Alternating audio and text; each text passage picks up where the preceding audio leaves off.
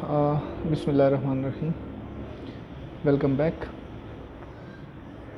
तो कल हम लोग डिस्कस कर रहे थे किसके बारे में, नेफ्रॉन के बारे में। और नेफ्रॉन के डिस्कशन के दौरान आप लोगों को कुछ बेसिक आइडिया बताए गए थे कि मतलब नेफ्रॉन जो होते हैं उनके बेसिक रोल क्या होते हैं और ये अपनी एक्टिविटी को कैसे परफॉर्म करते हैं, और उसके डिफरेंट पार्ट्स के बारे में आपको बताया गया था कि भाई नेफ्रॉन जो है उसके बेसिकली दो बड़े पार्ट होते हैं। एक आपके सामने ये वाला पोर्शन बताया गया था, this whole portion is called as Bowman corpuscle और बाउमेन कैप्सूल।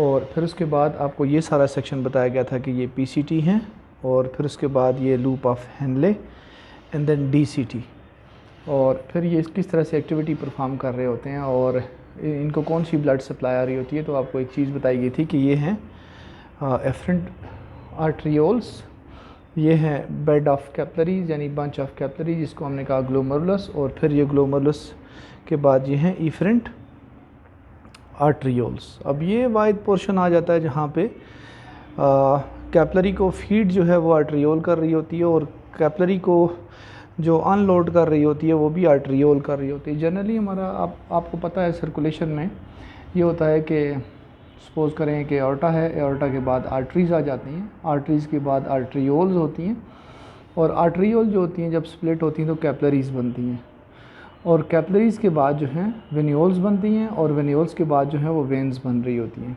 लेकिन यहाँ पे आप देखें ये बड़ा इंटरेस्टिंग टाइप का सेक्शन आ जाता है ग्लोमेरुलस, जहाँ पे इन कैपिलरीज़ को फीड जो है वो आर्ट्रियोल कर रहे होते हैं, और फिर उसके बाद जो ब्लड निकल रहा होता है इन कैपिलरीज़ के अंदर से फिल्टर होने के बाद वो भी आर्ट्रियोल लेके जाती हैं, और फिर ये आर्ट्रियोल जो होती हैं ये कवर्ड आउट कर रही होती हैं इन पीसीटी और डीसीटी को। इन्हें कहते हैं पेरीट्यूबुलर वेसल्स, और कुछ ब्रांचेस जो नीचे हैंग कर रही होती हैं जिसे वेजा रेक्टा कहा जाता है।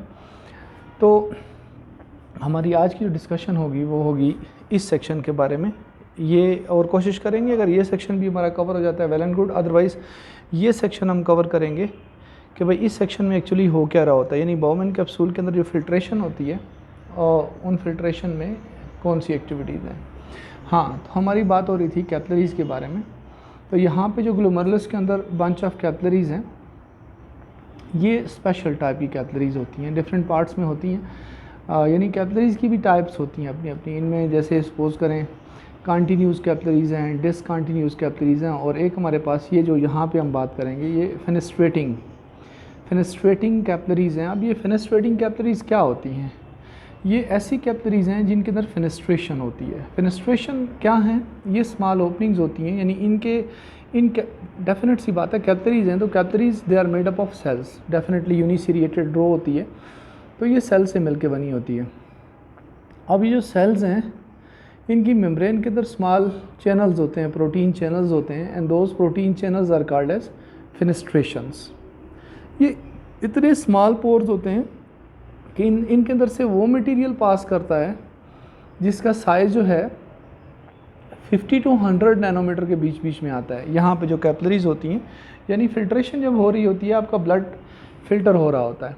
अब इस फिल्ट्रेशन में देखें ब्लड के अंदर से फार्म एलिमेंट रिलीज़ आउट नहीं होते हैं, यानी कि जो आरबीसीज़ हैं, डब्ल्यूबीसीज़ हैं, प्लेटलेट्स हैं वो नहीं निकल रहे होते हैं। जो लार्ज प्रोटीन्स होती हैं जैसे कि अल्ब्यूमिन्स वगैरह आ जाते हैं, फिर उसके बाद ये ग्लोबुलिन्स होती हैं, ये लार्ज प्रोटीन रिलीज़ आउट नहीं हो रही होती हैं। उसकी वजह क्या होती है? वो वजह ये होती है कि ये फेनेस्ट्रेटिंग कैपिलरीज़ होती हैं, और इनके अंदर जो पोर साइज़ होता है वो अलाउ ही नहीं करता उनके रिलीज़ को, क्योंकि ऐसे तमाम वो मटेरियल जिनका साइज़ 50 to 100 नैनोमीटर के बीच बीच में आएगा वो फ़िल्टर हो सकेगा। पहली तो बात ये है।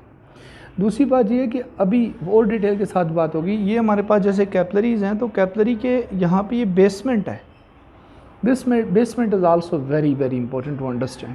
अभी हम देखेंगे कि बेसमेंट जो है उसमें ये प्रोटीन्स होती हैं, कोलेजन टाइप 4 होती है, फिर उसके बाद जो है ऊपर हेपेरिन सल्फेट होती हैं, ऊपर नीचे इसके हेपेरिन सल्फेट होता है। वो अभी हम आपको बताएंगे कि ये ट्रिपल लेयर क्या करती है।